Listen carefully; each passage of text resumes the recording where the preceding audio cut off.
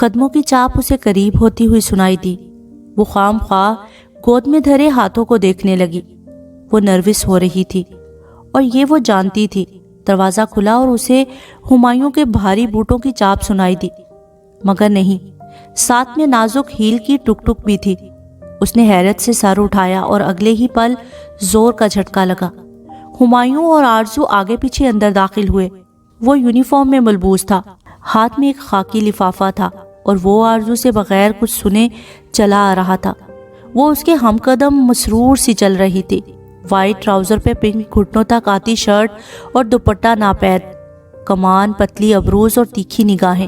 اسے سامنے بیٹھے گردن اٹھائے خود کو دیکھتے ان دونوں کے قدم ذرا سست پڑ گئے۔ چند لمحے وہ شدید صدمے کی حالت میں رہی، مگر پھر سنبھل گئی۔ بظاہر سکون سے ان دونوں کو آتے دیکھا اور اسی سکون سے سلام کیا۔ السلام علیکم۔ وعلیکم السلام۔ ہمایوں نے جواب دے کر ایک نظر آرزو کو دیکھا، جو سینے پہ بازو باندھے تیکھی نگاہوں سے محمل کو دیکھ رہی تھی۔ اس کی نگاہوں میں واضح استہزاء تھا۔ میں آپ کا انتظار کر رہی تھی ہمایوں، مجھے آپ سے بات کرنی ہے۔ وہ آرزو کو یکسر نظر انداز کیے سپاٹ لہجے میں ہمایوں سے مخاطب تھی۔ مجھے بھی تم سے بات کرنی ہے، وہ سنجیدگی سے کہتا اس کے سامنے والے صوفے پہ بیٹھا۔ خاکی لفافہ ابھی تک اس کے ہاتھ میں تھا۔ ٹھیک ہے، آپ بتائیں۔ وہ دونوں آمنے سامنے بیٹھے تھے اور آرزو اسی طرح سینے پہ بازو لپیٹے اکھڑی اکھڑی سی کھڑی تھی۔ چند لمحے خاموشی حائل رہی۔ ہمایوں ہاتھ میں پکڑے خاکی لفافے کو دیکھتا رہا، جیسے کچھ کہنے کے لیے الفاظ تلاش کر رہا ہو۔ اس نے سر اٹھایا اور انہی سنجیدہ نگاہوں سے محمل کا چہرہ دیکھا۔ میں شادی کر رہا ہوں۔ ایک لمحے کو سکوت چھا گیا، مگر نہ آسمان گرا، نہ زمین پھٹی، نہ ہی کوئی طوفان آیا۔ اس نے بہت صبر سے اس کی بات سنی اور پھر سوالیہ ابرو اٹھائے۔ تو یہ کہ ہم دونوں کو الگ ہو جانا چاہیے۔ یہ لو۔ اس نے ایک خاکی لفافہ محمل کی طرف بڑھایا، جسے اس نے دایاں ہاتھ بڑھا کر تھاما۔ دونوں لمحے بھر کو رکے۔ دونوں نے اس وقت خاکی لفافہ تھام رکھا تھا، مگر وہ بس ایک لمحے کا فسون تھا۔ پھر ہمایوں نے ہاتھ کھینچ لیا اور محمل نے صفاقی سے لفافہ چاک کیا۔ کیا ہے اس میں ہمایوں صاحب؟ کیا میرا طلاق نامہ ہے؟ اندر سے طے شدہ کاغذ نکالتے ہوئے وہ بہت آرام سے بولی تھی۔ وہ خاموش رہا۔ محمل نے کاغذ کی تہیں کھولی اور وہ واقعی طلاق نامہ تھا۔ ہمایوں کے دستخط، محمل کا نام۔ نہ اس کے ہاتھ سے کاغذ پھسلا، نہ وہ چکرا کر گری، بس ایک نظر میں پورا صفحہ پڑھ ڈالا اور پھر گردن اٹھائی۔ لمحوں میں ہی اس نے سارے فیصلے کر لیے تھے۔ اس پہلی طلاق کا شکریہ ہمایوں داؤد، جس عالم نے آپ کو یہ بتایا کہ 3 طلاقیں اکٹھی دینا ایک قبیح عمل ہے، سو طلاق ایک ہی دینا بہتر ہے۔ تو اس نے یقیناً یہ بھی بتایا ہوگا کہ اب عدت کے 3 ماہ میں اسی گھر میں گزاروں گی۔ کیا نہیں بتایا؟ مجھے معلوم ہے۔ تم 3 ماہ ادھر ہی رہ سکتی ہو، اس کے بعد میں شادی کر لوں گا۔ وہ کھڑا ہو گیا۔ محمل نے گردن اٹھا کر اسے دیکھا، جس کے بے وفا چہرے پر کوئی پچھتاوا، کوئی ملال نہ تھا۔ پوچھ سکتی ہوں آپ دوسری شادی کس سے کر رہے ہو؟ ہمایوں نے ایک نظر سامنے کھڑی آرزو کو دیکھا اور پھر شانے جھٹکے۔ یہ بتانا ضروری نہیں ہے، میں ذرا چینج کر کے آتا ہوں۔ آخری فقرہ آرزو سے کہہ کر وہ تیزی سے سیڑھیاں چڑھتا گیا۔ وہ چند لمحے اسے اوپر جاتے دیکھتی رہی۔ زندگی میں پہلی بار اسے ہمایوں داؤد سے نفرت محسوس ہوئی تھی، شدید نفرت۔ آپ تو اپاہج ہو کر بھی خوب بنی سنوری رہتی ہو۔ آرزو کی طنزیہ آواز پر اس نے چہرہ اس کی جانب موڑا۔ اگر شکل اچھی ہو تو معذوری میں بھی اچھی ہی لگتی ہے آرزو بی بی، ورنہ لوگ تو گھنٹوں کی تراش خراش کے بعد بھی خوبصورت نہیں لگتے۔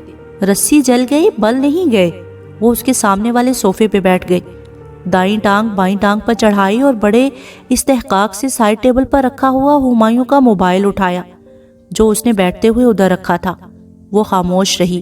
میں نے تم سے کہا تھا نا محمل، مجھے اس سے پیار ہو گیا ہے، لو ایٹ فرسٹ سائٹ، اور میں اسے حاصل کر ہی لوں گی۔ اور میں نے بھی کہا تھا آرزو کہ تم خدا نہیں ہو جو ہر چیز تمہاری مرضی سے ہو۔ آج وہ تمہارے لیے مجھے چھوڑ رہا ہے، کل کو کسی اور کے لیے تمہیں بھی چھوڑ دے گا، تب میں تمہاری آہیں سننے ضرور آؤں گی۔ آرزو بے اختیار محظوظ سی ہنس پڑی۔ اس کا انداز محمل کے اندر آگ لگا گیا، مگر اس نے آگ چہرے پر نہ آنے دی۔ وہ بہت کمال ضبط کا وقت تھا۔ تمہارے پاس ایسا کچھ نہیں ہے جس سے میں جیلس ہوں۔ رہا ہمایوں تو تم شوق سے اسے لے لو، مجھے کھنکتی مٹی کے اس پیالے کا کیا کرنا ہے جس میں وفا نہ ہو؟ تمہاری اکڑ ابھی تک نہیں گئی محمل، اور میری یہ اکڑ جائے گی بھی نہیں۔ تمہیں کیا لگتا ہے محمل ہمایوں کے بغیر مر جائے گی؟ اس نے تلخی سے سر جھٹکا۔ میں 7 سال کوما میں پڑی رہی، تب میرے پاس ہمایوں نہیں تھا، میں تب بھی نہیں مری، تو اب اس کے بغیر کیوں مروں گی؟ خیر، اگر تم نے بیٹھنا ہے تو بیٹھو، کھانے پینے آئی ہو تو سامنے کچن ہے، ویسے بھی دوسروں کا مال کھانے کی تمہاری خاندانی عادت ہے، اور ہمایوں کی خیرات کرنے کی۔ جو کھانا ہے کھا لینا، ٹیک کیئر۔ کم از کم اس وقت وہ آرزو پہ اس نے دانستہ السلام علیکم کہنے سے اعتراض بڑھتا تھا، سلامتی نہیں بھیج سکتی تھی، اور ویل چیئر کا رخ اپنے کمرے کی طرف موڑ دیا۔ طے شدہ زرد کاغذ ادھ کھلا اس کی گود میں رکھا تھا۔ اسے آرزو کے بڑبڑانے، اٹھنے اور سیڑھیاں چڑھنے کی آواز سنائی دی تھی۔ اس کا گھر تاش کے پتوں کی طرح بکھر چکا تھا، اب کچھ باقی نہیں رہا تھا۔ کمرے میں آ کر اس نے دروازہ بند کر دیا، لاک نہیں لگایا۔ اب کس کو ادھر آنا تھا بھلا؟ سب کچھ بکھر گیا تھا۔ وہ ویل چیئر کے پہیوں کو دونوں ہاتھوں سے گھسیٹتی سنگھار میز کے سامنے لائی۔ کمرے کی بتی بجھی تھی، کھڑکی کے آگے پردہ گرا تھا، کہیں درزوں سے زرد سی روشنی جھانک رہی تھی، جس سے کمرے میں نیم اندھیرا سا تھا۔ وہ اس نیم تاریک ماحول میں اپنا عکس آئینے میں دیکھے گئی۔ ہر شے اجڑ گئی تھی، سب ختم ہو گیا تھا۔ راکھ کا ڈھیر لگا تھا اور اس میں کوئی چنگاری نہیں بچی تھی۔ اپنے عکس کو دیکھتے اس کا دل چاہا وہ کانوں سے آویزے نوچ پھینکے، نازک سا ہار اتار کر دیوار پر مارے، چوڑیاں توڑ دے، زور زور سے چلائے، دھاڑے مار مار کر روئے۔ اس نے ہاتھ آویزوں کی طرف بڑھایا ہی تھا کہ دفتن نیم تاریک کمرے میں ایک مدھم سی آواز ابھری، آنکھ آنسو بہاتی ہے اور دل غمگین ہے، مگر زبان سے وہی کہیں گے جس پہ ہمارا رب راضی ہو۔ آویزے کو پکڑ کر اس کا ہاتھ بے دم سا گر گیا۔ رسول صلی اللہ علیہ وآلہ وسلم نے کہا تھا، صبر صدمے کی پہلی چوٹ پہ ہوتا ہے، اور انہوں نے یہ بھی کہا تھا کہ جو شخص گریبان چاک اور رخساروں پہ تمانچے مارے اور جاہلیت کی طرح بین نوحہ کرے وہ ہم میں سے نہیں ہے۔ اس نے سر ویل چیئر کی پشت پر ٹکا دیا اور آنکھیں موند لی۔ قطرہ قطرہ آنسو بند آنکھوں سے ٹپکنے لگے اور وہ بے آواز روتی رہی، بلکتی رہی۔ اندھیرے کمرے میں بیٹھی ایک معذور کمزور لڑکی جو بے آواز روتے ہوئے بس ایک ہی لفظ دہرائے جا رہی تھی، اے کمزوروں کے رب، اے کمزوروں کے رب۔ دوپہر دم توڑ گئی، شام ڈوب گئی اور ہر سو رات چھانے لگی۔ جانے رات کا کون سا پہر تھا جب کسی نے دروازے پر دستک دی اور پھر چرچراہٹ کی آواز کے ساتھ وہ کھلتا چلا گیا۔ اس نے گردن موڑ کر نہیں دیکھا، اسے اب کوئی خوش فہمی نہ تھی کہ ہمایوں کبھی اس کے پاس آئے گا۔ قدموں کی چاپ سنائی دی اور ایک ہیولا سا اس کے سامنے آ کھڑا ہوا۔ محمل، وہ فرشتے کی آواز تھی۔ وہ چپ چاپ آنکھیں چھت پر جمائے بیٹھی رہی۔ محمل، کیا ہوا؟ ایسے کیوں بیٹھی ہو؟ چند لمحے کی خاموشی کے بعد اس کی متفکر سی آواز ابھری، محمل تم ٹھیک ہو؟ اس نے دھیرے سے چہرہ اٹھایا اور متورم آنکھوں سے اندھیرے میں کھڑی فرشتے کو دیکھا۔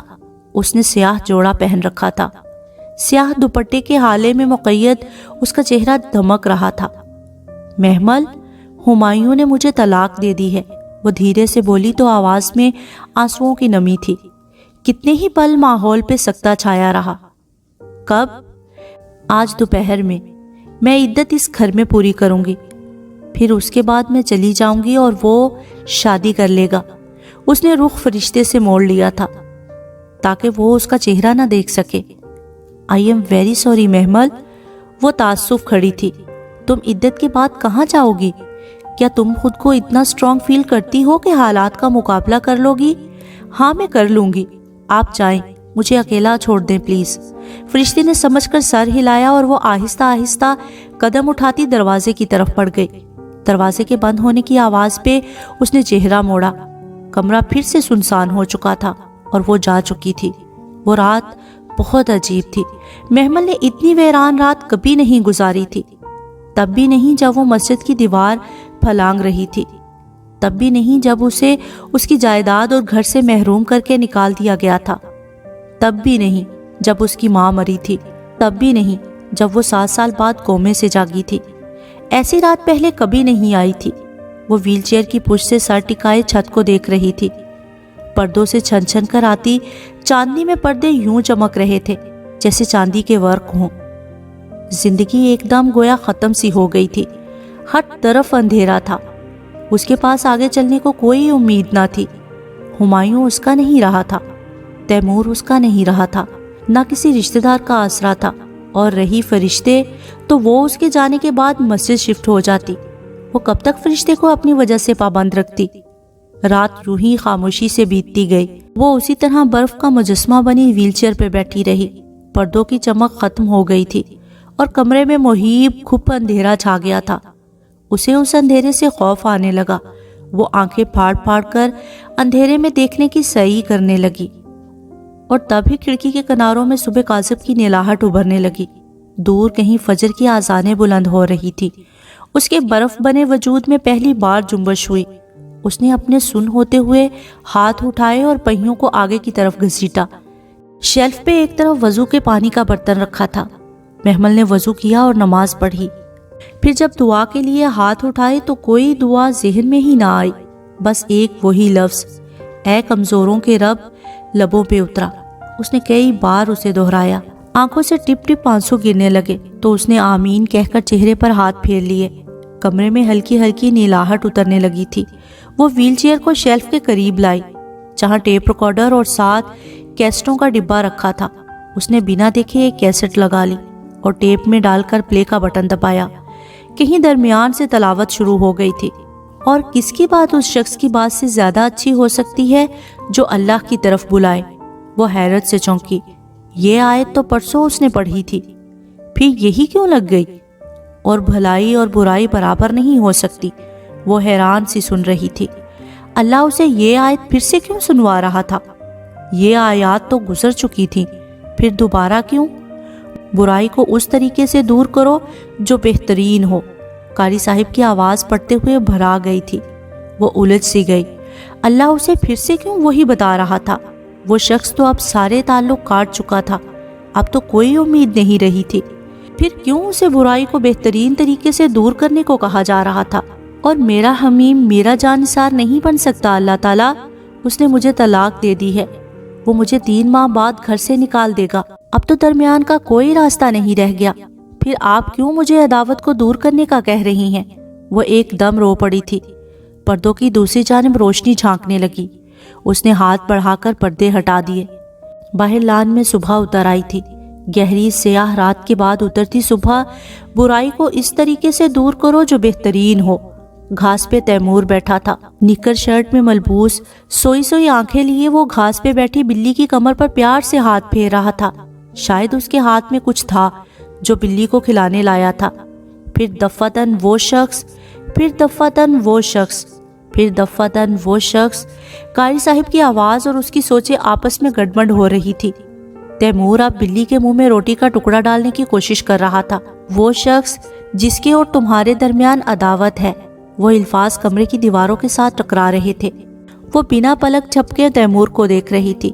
اس اترتی نیلی صبح میں اس پہ اچانک سے آشکار ہوا تھا، وہ شخص ہمایوں نہیں تھا، نہیں تھا، نہیں تھا، وہ شخص تیمور تھا۔ اس کا بیٹا، اس کا خون، اس کے جسم کا ٹکڑا۔ کیا وہ اس کا حمیم، اس کا جانثار دوست بن سکتا تھا؟ کیا واقعی؟ کیا وہ ایسی قسمت والی ہے؟ کیا ایسا ممکن ہے؟ وہ ایک نئی آگاہی کے احساس کے ساتھ حیرت میں گھری بیٹھی تھی۔ اس کا بیٹا، اس کا خون، اس کے جسم کا ٹکڑا، کیا وہ اس کا حمیم، اس کا جانثار بن سکتا تھا؟ کیا واقعی؟ کیا وہ ایسی قسمت والی ہے؟ کیا ایسا ممکن ہے؟ وہ ایک نئی آگاہی کے احساس کے ساتھ حیرت میں گھری بیٹھی تھی۔ تیمور اب روٹی کے چھوٹے چھوٹے ٹکڑے کر کے سامنے گھاس پہ ڈال رہا تھا۔ بلی لپک کر آگے گئی اور گھاس پہ منہ مارنے لگی۔ بلقیس کرسی پر چڑھی اوپر بنے کیبنٹ کو کھولے کھڑی تھی، جبکہ وہ سامنے ویل چیئر پر بیٹھی گردن اوپر اٹھائے اسے ہدایات دے رہی تھی۔ اس کے اور ہمایوں کے ٹوٹے تعلق کی بات ابھی ملازموں تک نہیں پہنچی تھی۔ بلو کور کا ویلوٹ کور کا ایلبم ہوگا، سائڈ پہ دیکھو، یہ والا بی بی۔ اس نے ایلبم نکال کے وہیں سے لہرایا۔ یہ مہرون ہے بلقیس، میں بلو کہہ رہی ہوں، نیلا آسمانی رنگ۔ وہ اس ایلبم کی تلاش میں اسٹڈی کے کئی دراز اور شیلف چنوا چکی تھی۔ اب اوپر والے کیبنٹ کی باری آئی تھی۔ 1 منٹ جی، شاید اسے کچھ نظر آیا تھا۔ کچھ دیر اندر سر گھسائے ہاتھ مارتی رہی، پھر کہیں پیچھے سے کھینچ کے ایلبم نکالا۔ یہی ہے، لاؤ مجھے دو۔ اس نے سکون کی گہری سانس اندر کو کھینچی۔ یہ لے جی۔ بلقیس نے ننگے پاؤں زمین پر رکھے اور ایلبم اس کو پکڑا کر چپل اڑسنے لگی۔ میں ذرا ہانڈی دیکھ لوں۔ ہاں جاؤ۔ اس نے ایلبم دونوں ہاتھوں میں تھام لیا، اس پہ جمی گرد جھاڑی اور پہلا صفحہ کھولا۔ یہ آگا ہاؤس میں کھینچی گئی ملی جلی تصاویر کا ایلبم تھا۔ جب وہ اپنی شادی کے سال بعد آگا ہاؤس گئی تھی تو واپسی پہ اپنی کچھ دوسری چیزوں کے ساتھ اسے بھی لے آئی تھی۔ اس میں زیادہ تصاویر اس کی اپنی تھی، کہیں وہ 13 سال کی تھی تو کہیں 19 سال کی۔ کچھ تصاویر خاندان میں ہونے والی شادیوں کی بھی تھی۔ وہ محو سی اس کو دیکھتی صفحے پلٹنے لگی۔ معلوم نہیں یہ سب لوگ اب کدھر ہوں گے سوائے آرزو کے۔ کسی کا کچھ پتہ نہ تھا اور آرزو سے ان کا پتہ وہ کرنا نہیں چاہتی تھی۔ ویسے بھی اس روز کے بعد آرزو ادھر نہیں آئی تھی، یا ہر شام ہمایوں کہیں باہر کسی دوست کے ساتھ اس وقت شام کی چائے پیتے ہیں، اور دوستی کا ایک نظارہ تو وہ اس روز مرکز کے ریسٹورنٹ میں دیکھ ہی چکی تھی۔ سو اب مزید کریدنے کی حاجت نہیں رہی تھی۔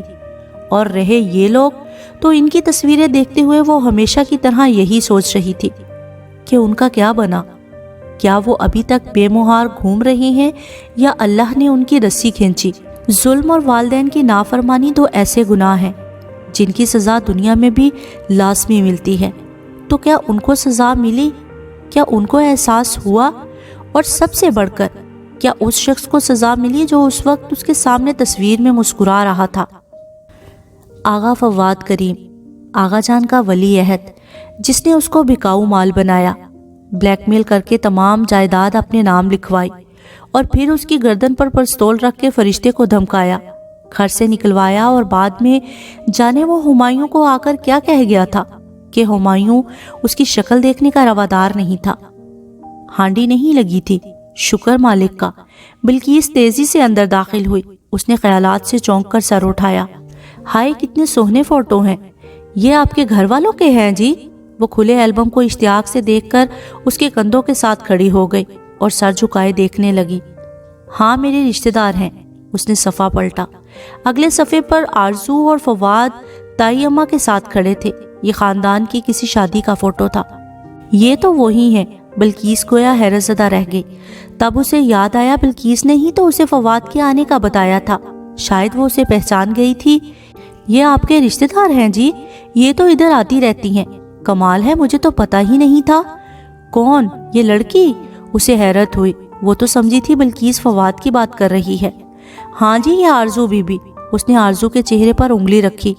ہاں یہ میری کزن ہے، اور یہ ساتھ فواد ہے جو ہمایوں کے پاس آیا تھا۔ آیا ہوگا جی۔ وہ ابھی تک اشتیاق سے آرزو کے کپڑے دیکھ رہی تھی۔ اس کے انداز میں ذرا سی لاپرواہی تھی۔ یکدم محمل کو کچھ کھٹکا۔ اسے لگا وہ کسی غلط فہمی کا شکار ہے۔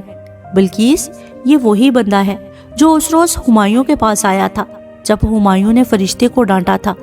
اس نے ایلبم ذرا اس کے قریب کیا۔ تمہیں یاد ہے تم نے مجھے بتایا تھا؟ نا جی، یہ تو کبھی نہیں آیا۔ یہ کبھی نہیں آیا؟ اسے جھٹکا لگا تھا۔ تو پھر وہ کون تھا؟ پتہ نہیں جی، کوئی آپ کا رشتہ دار تھا، آپ کے چچا تایا کسی کا بیٹا۔ میرے چچا کا بیٹا؟ 1 منٹ، یہ دیکھو۔ وہ جلدی جلدی ایلبم کے صفحے پیچھے کو پلٹنے لگی، پھر حسن کی تصویر پہ رکی۔ یہ تھا؟ نہیں جی، یہ تو بڑا بابو لوگ ہے بی بی۔ وہ تو عمر میں کم تھا۔ کیا مطلب کم تھا؟ وہ الجھی۔ بلقیس متذبذب سی کھڑی تھی، جیسے اپنی بات صحیح نہ پہنچا پا رہی ہو۔ اچھا یہ تو نہیں تھا؟ اس نے ساتھ لگی وسیم کی تصویر کی طرف اشارہ کیا۔ بلقیس پہلے ناجی میں سر ہلانے لگی، پھر یک دم رک گئی اور چہرہ جھکا کر غور سے تصویر کو دیکھا۔ کافی دیر وہ تصویر کو بغور دیکھے گئی۔ ہاں یہ والا تھا، یہ ہی تھا۔ تو کیا وسیم؟ وہ ابھی حیران بھی نہ ہو پائی تھی کہ بلقیس نے موئز کی شکل پہ انگلی رکھی جو تصویر میں وسیم کے ساتھ کھڑا تھا۔ یہ سدرا کی منگنی کی تصویر تھی۔ موئز؟ وہ موئز تھا؟ موئز آیا تھا؟ وہ ششدر رہ گئی۔ یہی تھا بی بی، مجھے اچھی طرح یاد ہے۔ ابھی ذرا بچہ لگ رہا ہے مگر شاید یہ پرانی تصویر ہے جی۔ جب ادھر آیا تھا تو اس سے بڑا تھا، قد بھی اونچا لمبا تھا، میں آپ کو کہہ رہی تھی نا کہ عمر میں کم تھا۔ وہ ایسی دم بخود بیٹھی تھی کہ کچھ کہہ ہی نہ سکی۔ تصویر میں معیز 12 سال کا تھا، اب 20 سال کا ہوگا، اور جب وہ ادھر آیا تھا تو یقیناً 17 برس کا ہوگا۔ مگر وہ کیوں آیا؟ وہ کیوں ہمایوں سے لڑا؟ وہ دونوں کیوں بلند آواز میں جھگڑتے رہے؟ بہت سے سوال تھے جن کے جواب اسے معلوم نہ تھے۔ بلقیس سے پوچھنا بیکار تھا۔ اس سے پہلے جب اس کے کزن کا ذکر کیا تھا تو ایسے تعظیم سے ان اور وہ آئے جیسے الفاظ استعمال کیے تھے کہ وہ بالکل غلط سمجھ بیٹھی۔ مگر خیر، بلقیس کا قصور نہیں تھا، اور پتہ نہیں کس کا قصور تھا۔ اس نے بے دلی سے البم بند کیا اور میز پر رکھ دیا۔ چمکیلی صبح برآمدے میں پھسل رہی تھی۔ بلقیس پائپ لگائے سفید سنگ مرمر کا چمکتا برآمدہ دھو رہی تھی۔ وہ صبح ناشتے کا وقت تھا۔ ہمایوں کو اس کے کمرے میں ناشتہ دے کر بلقیس اب یہاں مصروف تھی۔ تیمور کدھر تھا اسے کچھ پتہ نہ تھا۔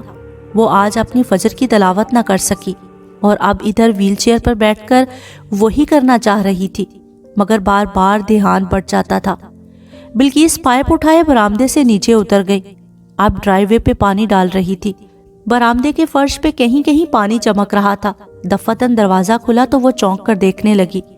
ہمایوں عجلت بھرے مصروف انداز میں کف بند کرتا باہر آ رہا تھا۔ اس نے محمل کو ادھر بیٹھے دیکھا کہ نہیں، اس کے بے نیاز انداز سے یہ پتہ لگانا مشکل نہیں تھا۔ وہ سیدھا اپنی گاڑی کی طرف بڑھ گیا۔ بلقیس نے جھاڑو اٹھائی اور بھاگ کر پائپ ڈرائیو وے سے ہٹایا۔ چوکیدار جو گھاس کاٹ رہا تھا پھرتی سے آگے بڑھا اور گیٹ کے دونوں پٹ کھول دیے۔ وہ گاڑی میں بیٹھا زور سے گاڑی کا دروازہ بند کیا اور پیچھے دیکھتا ہوا گاڑی نکال کر لے گیا۔ گیٹ کے دونوں پٹ کھلے رہ گئے۔ چوکیدار نے ابھی انہیں بند نہیں کیا تھا۔ وہ واپس درانتی اٹھائے گھاس کی طرف آ گیا۔ بلقیس پھر سے پانی کا فوارہ سفید بجری کے ڈرائی وے پہ ڈالنے لگی۔ وہ سر جھٹک کر اپنی آیات کی طرف متوجہ ہوئی، مگر پھر پڑھتے پڑھتے نگاہ پھسلی۔ پہلے ناخنوں کے کناروں کو دیکھا، پھر ہاتھوں کو، پھر ان سے ہوتی ہوئی پیروں پہ جا ٹکی، اور پھر سے پائپ کے پانی کی طرف بھٹک گئی۔ کھلے گیٹ کے اس پار سامنے والوں کا گیٹ بھی کھلا نظر آ رہا تھا۔ وہ بے دہانی میں کسی سوچ میں گم ادھر دیکھے گئی۔ سامنے والوں کے گیٹ کے پاس ایک لڑکی کھڑی تھی۔ اس کے کندھے پہ پیارا سا پھولے پھولے گالوں والا بچہ تھا۔ ساتھ ہی گاڑی کا دروازہ کھولے ایک گڈ لکنگ سا آدمی مسکرا کر انہیں کچھ کہہ رہا تھا۔ لڑکی ہنس رہی تھی۔ پھر وہ آدمی جو غالباً اس کا شوہر تھا گاڑی میں بیٹھ گیا، اور لڑکی بچے کا ہاتھ پکڑ کر بائے بائے کے انداز میں گاڑی کی طرف ہلانے لگی۔ بچہ کلکاریاں مار رہا تھا۔ آدمی نے مسکرا کر ہاتھ ہلایا اور گاڑی سٹارٹ کرنے لگا۔ ایک مکمل اور خوبصورت فیملی۔ وہ چپ چاپ ان تینوں کو دیکھے گئی، یہاں تک کہ گاڑی فراٹے بھرتی سڑک پر آگے نکل گئی اور لڑکی بچے کو کندھے سے لگائے گیٹ بند کرنے لگی۔ اس نے ہولے سے سر جھٹکا اور اپنی بالکل خاموش نظریں واپس قرآن پر جھکا دی اور پڑھا آگے کیا لکھا ہوا تھا۔ اس کی طرف مت دیکھا کرو جو ہم نے دوسرے جوڑوں کو عطا کیا ہے۔ محمل نے بے اختیار ٹھنڈی سانس لے کر سر اٹھایا، پھر ادھر ادھر گردن گھمائی۔ بلقیس اپنے کام میں مگن تھی اور چوکیدار اپنے کام میں۔ وہاں کسی نے اس کی وہ ایک لمحے کی نظر نہیں پکڑی تھی، مگر اس نے ذرا سی گردن اٹھا کر اوپر آسمان کو دیکھا، مگر کوئی تھا جو اس کی لمحے بھر کی بھی بھٹکی نگاہ پکڑ لیتا تھا اور کسی دوسرے کو بتاتا بھی نہیں تھا، خاموشی سے اسے تنبیہ کر دیتا تھا، سمجھا دیتا تھا۔ بہت احسان تھے اس کے اس پر، وہ تو شکر بھی ادا نہیں کر سکتی تھی۔ بلقیس، آج کون سا دن ہے؟ ایک دم اسے خیال آیا اور اسے پکارا۔ جمعہ ہے جی۔ وہ آپ پائپ بند کر کے اسے سمیٹ رہی تھی۔ اوہ اچھا، اسے یاد آیا آج سورہ کہف پڑھنی تھی۔ جانے وہ کیسے بھول گئی۔ خود کو سرزنش کرتی قرآن کے صفحے پلٹنے لگی۔ چوکیدار گیٹ بند کر کے اپنے کوارٹر میں چلا گیا اور بلقیس اندر۔ وہ برآمدے میں تنہا رہ گئی تھی۔ پہلے قرآن سے پڑھنے کا سوچا، مگر سورہ کہف یاد ہی تھی، سو قرآن میز پر رکھا اور سر کرسی کی پشت پر ٹکا کر آنکھیں موند لی۔ کبھی کبھی اس کو لگتا اس کی زندگی مصحف قرآنی کے گرد ہی گھومنے لگی ہے۔ اس کا کوئی دن ایسا نہ گزرتا تھا جس میں اس کا کردار نہ ہو۔ ہر لمحے، ہر وقت وہ قرآن کو اپنے ساتھ رکھتی تھی۔ اب اس کے بغیر اس کا گزارا بھی نہیں تھا۔ آنکھیں موند کے وہ بسم اللہ پڑھ کر سورہ کہف پڑھنے لگی۔ اس ٹھنڈی صبح میں ہر طرف خاموشی اور میٹھی چاشنی چھا گئی تھی۔ وہ آنکھیں موندے اپنی تلاوت کر رہی تھی۔ ام حسبتا انا اصحاب الکہف والرقیم۔ ابھی اس نے 9ویں آیت اصحاب الکہف تک ہی پڑھی تھی کہ کسی نے اگلا لفظ والرقیم پڑھ دیا۔ اس کے ہلتے رب رک گئے۔ بہت حیرت سے چونکتے ہوئے اس نے آنکھیں کھولی۔ سامنے کھلے دروازے میں تیمور کھڑا تھا، اپنے نائٹ سوٹ میں ملبوس، کچی نیند سے خمار آلود آنکھیں لیے۔ وہ بنا پلک جھپکے اسے دیکھ رہا تھا۔ وہ سانس روکے اسے دیکھے گئی۔ چند لمحوں کے لیے سارے میں سناٹا چھا گیا۔ وہ دونوں بنا پتلیوں کو حرکت دیے ایک دوسرے کی آنکھوں میں دیکھ رہے تھے، اور پھر اسی طرح تیمور کی بھوری آنکھوں کو نگاہوں میں لیے اس نے ہولے سے لب کھولے اور پھر سے وہ آیت دہرائی، ام حسبتا انا اصحاب الکہف۔ وہ دانستہ رکی تو تیمور کے ننھے سرخ ہونٹ حرکت کیے، والرقیم انو من آیاتنا عجبا۔ اس نے اسے اپنی نظروں کے حصار میں لیے آیت مکمل کی۔ تیمور اسی طرح ساکت سا مجسمہ بنے کھڑا تھا جیسے برآمدے اور لان میں مبہوت ہوئی خلق کا حصہ ہو۔ ادھر آؤ، وہ بنا پلک جھپکے اسے دیکھتے ہوئے بولی۔ وہ کسی معمول کی طرح آہستہ سے چھوٹے چھوٹے قدم اٹھاتا اس کے قریب آیا۔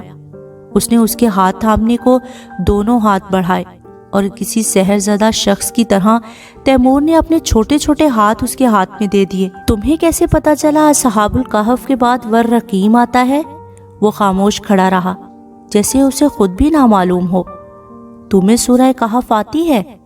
نرمی سے اس کے ہاتھ تھامے محمل نے پوچھا تو اس نے آہستہ سے سر نفی میں ہلایا۔ پھر تمہیں کیسے پتا چلا؟ میرے منہ سے نکل گیا، وہ اٹک اٹک کر بول رہا تھا۔ آنکھیں ابھی تک محمل کے چہرے پر جمی تھی۔ اسے یاد تھا کہ تیمور کی پریگننسی میں وہ ہر جمعہ کو یوں ہی بیٹھ کر آنکھیں موندے بلند آواز میں سورہ کہف پڑھا کرتی تھی تاکہ وہ جنم لینے سے قبل ہی قرآن کا عادی ہو، اور شاید وہ واقعی عادی ہو گیا تھا، اور شاید 7 سال بعد اس نے یہ آواز سنی تھی۔